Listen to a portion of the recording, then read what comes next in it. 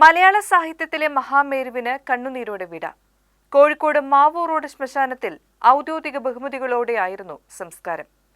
മലയാളത്തിന് ഇനി എം.ടി. ഇല്ലാത്ത കാലമാണ്.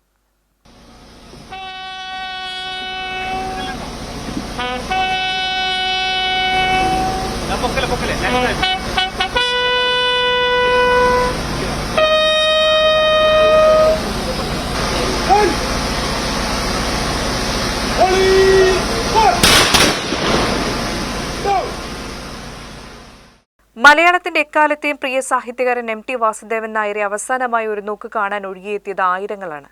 എം.ടിയുടെ നടക്കാവ് കൊട്ടാരം റോഡിലെ സിതാരയിലേക്ക് മരണവാർത്തയറിഞ്ഞ ജനപ്രവാഹമായിരുന്നു.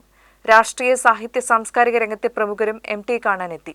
മുഖ്യമന്ത്രി പിണറായി വിജയൻ, മന്ത്രിമാരായ മുഹമ്മദ് റിയാസ്, എ.കെ. ശശീന്ദ്രൻ എന്നിവർ അന്തിമോപചാരം അർപ്പിക്കാൻ എത്തിയിരുന്നു.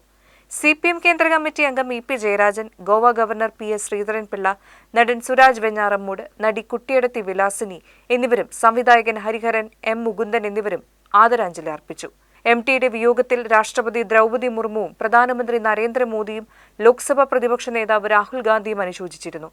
ഇന്നലെ രാത്രി 10 മണിയോടെയായിരുന്നു എം.ടി. ലോകത്തോട് വിട പറഞ്ഞത്. കഴിഞ്ഞ ഏതാനും ദിവസങ്ങളായി കോഴിക്കോട് ബേബി മെമ്മോറിയൽ ആശുപത്രിയിൽ ചികിത്സയിൽ കഴിയുകയായിരുന്നു അദ്ദേഹം.